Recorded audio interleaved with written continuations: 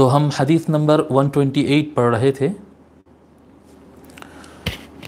عن ابی عثمان النہدی عن سلمان الفارسی رضی اللہ عنہ قال قال رسول اللہ صلی اللہ علیہ وآلہ وسلم ان المسلم لیصلی وخطایاه موضوعة على رأسه فكلما سجد تحاتت فيفرغ عنه حتى يفرغ من صلاته وقد تحاتت خطاياه رواه الطبراني والبيهقي. یہاں پر لکھت میں تھوڑا آپ کو اضافہ کرنا ہے. یہاں پر ایک 3 ورڈز چھوٹ گئے ہیں. حدیث نمبر 128 میں عن ابی عثمان النہدی، یہ نام کے بعد آپ کو عن سلمان الفارسی بڑھانا ہے. یہ چھوٹ گیا ہے، میں اصل کتب سے اس کو نکال کر دیکھ لیا. عن سلمان الفارسی رضی اللہ عنہ، عن سلمان الفارسی رضی اللہ عنہ. جیسا کہ ہم سابق میں ابو عثمان النہدی کے ہم تعارف دے چکے ہیں. النہدی بھی آپ کے نام کے ساتھ کہا گیا یا النہدی بھی آپ کو کہا گیا. تو عن ابی عثمان النہدی رضی اللہ عنہ عن سلمان الفارسی رضی اللہ عنہ. تو حضرت ابو عثمان نہدی کہتے ہیں کہ سلمان فارسی رضی اللہ تعالی عنہ روایت فرماتے ہیں. حضرت سلمان فارسی رضی اللہ عنہ کا آپ تعارف لکھ لیجئے. سلمان فارسی، سلمان فارسی قبول اسلام سے قبل، قبول اسلام سے قبل اس کا نام روزبہ تھا. ان کا نام روزبہ تھا.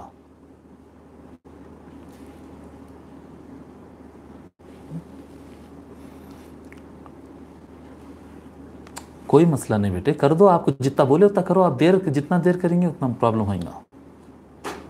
بس روزبہ آپ کا نام تھا. آپ جو ہے اسلام یعنی اسلام کے اعلان سے پہلے اور حضور اکرم صلی اللہ علیہ وآلہ وسلم کو جاننے سے پہلے آپ حق کے طلب میں نکلے تھے. آپ کو یہ اعتماد نہیں ہوتا تھا. لوگ جو ہے شرک جو کرتے تھے وہ ان کو صحیح نہیں لگتا تھا. آپ ایران کے رہنے والے تھے، وہاں پر آگ کی پوجا بہت زیادہ تھی، مگر آپ کو اطمینان نہیں ہوتا تھا. آپ تلاش حق میں نکلتے اور قساوسہ، یہ جو عیسائیوں کے جو فادرز وغیرہ ہوتے ان کے پیچھے پیچھے جاتے تھے آپ حق کی تلاش کرنے کے لیے کہ کہاں پر حق ہے، کہاں پر حق ہے.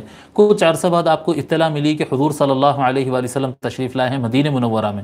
تو آپ مدینہ شریف جانے کا ارادہ کیے اور ایک قبیلے والوں جو مدینہ کی طرف جا رہے تھے راستے میں وہ مل گئے. تو وہ جو ہے ان کے ساتھ ہو گئے تھے، لیکن وہ افراد ان کے ساتھ دھوکہ کر دیے تھے اور ان کو زبردستی کڈنیپ کر کے لے جا کے کسی اور مقام پر بھیج دیے اور ان کو سلیو، غلام بنا دیا گیا حضرت سلمان فارسی رضی اللہ عنہ کو. پھر جب وہ وہاں سے ان کے جو آقا جو بھی بنے تھے وہ کچھ دن ان کو نوکر رکھ کر پھر دوسری جگہ ان کو بیچ دیا گیا تھا. جب وہ بیچ دیا گیا تھا جب تک ان کو حضور صلی اللہ علیہ وآلہ وسلم کے بارے میں معلومات ہونا شروع ہو گئے تھے اور وہ اسلام بھی قبول کر لیے تھے. اور ان کا جو مالک تھا وہ ان سے کہتا ہے، میں یہ واقعہ اس لیے بھی سنا رہا ہوں کیونکہ آج کے زمانے کے اعتبار سے یہ بڑی اچھی چیز ہے جو عموماً ہم میں سے اکثر کو نہیں معلوم. تو ان کا جو مالک رہتا حضرت سلمان فارسی رضی اللہ تعالی عنہ کا، وہ مالک مکاتبہ کراتا ہے حضرت سلمان فارسی رضی اللہ عنہ سے. مکاتب کیا ہوتا ہے؟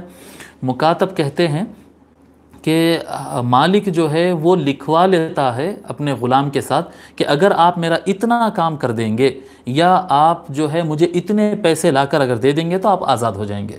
آپ کے آزادی کے لیے مال کا یا کام کی شرط لگاتے.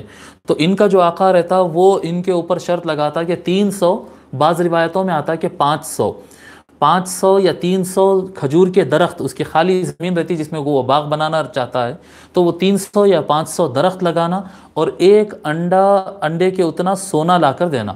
اگر اتنا لا کر اتنا آپ جاؤ کماؤ کیا کرتے کرو، اگر اتنا آپ لا کر مجھے دے دیں گے تو اس دن سے آپ آزاد کر دیے جائیں گے.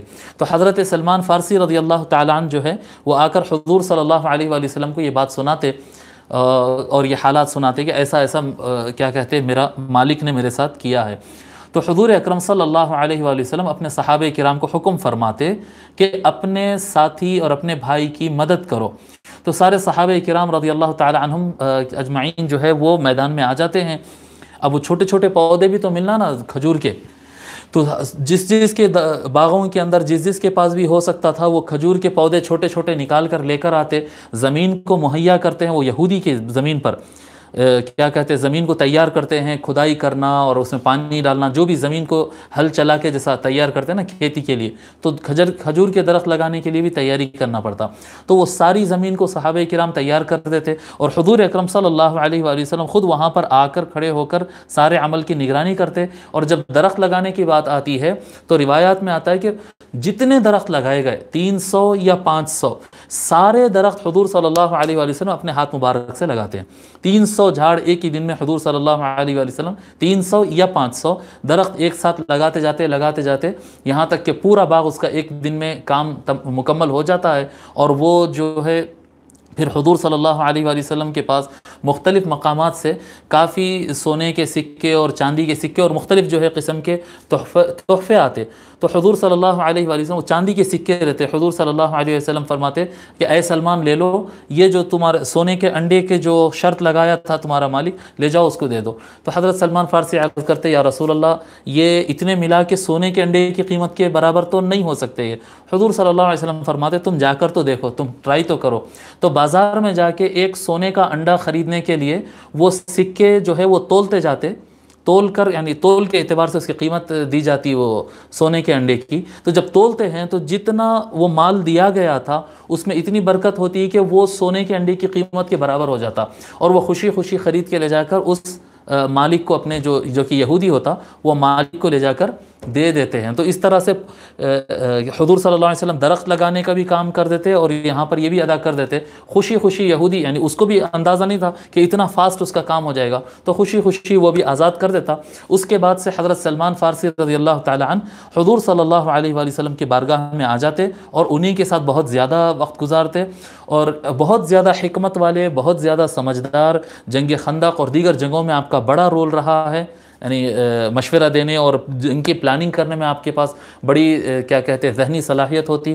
بہرحال بہت زیادہ آپ حضور صلی اللہ علیہ وآلہ وسلم اور ان کے گھرانے سے بہت قریب تھے، یہاں تک کہ حضور صلی اللہ علیہ وآلہ وسلم یہ فرماتے کہ سلمان و منا آل البیت، سلمان فارسی تو ہمارا گھر والا ہی ہے، سلمان فارسی تو ہمارا گھر والا ہی ہے۔ تو حضرت سلمان فارسی رضی اللہ تعالیٰ عنہ اس طرح سے حضور صلی اللہ علیہ وآلہ وسلم کے خاص کیا کہتے ہیں خاص آدمی بن گئے۔ آپ کا انتقال جو ہے 35 ہجری کو ہوا، حضرت سلمان فارسی رضی اللہ تعالی عنہ کا انتقال 35 ہجری کو ہوا ہے، ٹھیک ہے۔ تو حضرت ابو عثمان النہدی روایت کرتے ہیں حضرت سلمان فارسی رضی اللہ تعالیٰ عنہ نے کہا کہ رسول اللہ صلی اللہ علیہ وآلہ وسلم نے ارشاد فرمایا ان المسلم لیصلی وخطایاہ موضوعۃ علی رأسہ۔ حضور صلی اللہ علیہ وآلہ وسلم فرماتے ہیں کہ مسلمان جب نماز پڑھتا ہے تو اس کے گناہ اس کے سر کے اوپر ہوتے ہیں، علی رأسہ فکلما سجد تحاتت فیفرغ عنہ، جب کبھی بندہ نماز کے اندر سجدے میں جاتا ہے تو اس کے گناہ اس سے جھڑ جاتے ہیں، اسے گر جاتے ہیں، حتی یفرغ من صلاتہ وقد تحاتت خطایا، وہ نماز سے جب تک فارغ ہوتا ہے اس وقت تک اس کے سارے گناہ جھڑ جاتے ہیں، گر جاتے ہیں۔ اب اعتماد کرتا ہے کہ نماز میں کتنا اخلاص ہے، جتنا زیادہ اخلاص اور جتنی زیادہ للہیت سے پڑھیں گے اتنے زیادہ گناہ انسان سے مٹ جاتے ہیں اور جھڑ کر ختم ہو جاتے ہیں۔ اس حدیث کو امام طبرانی المعجم الصغیر میں اور امام بیہقی شعب الایمان میں روایت فرمائے ہیں۔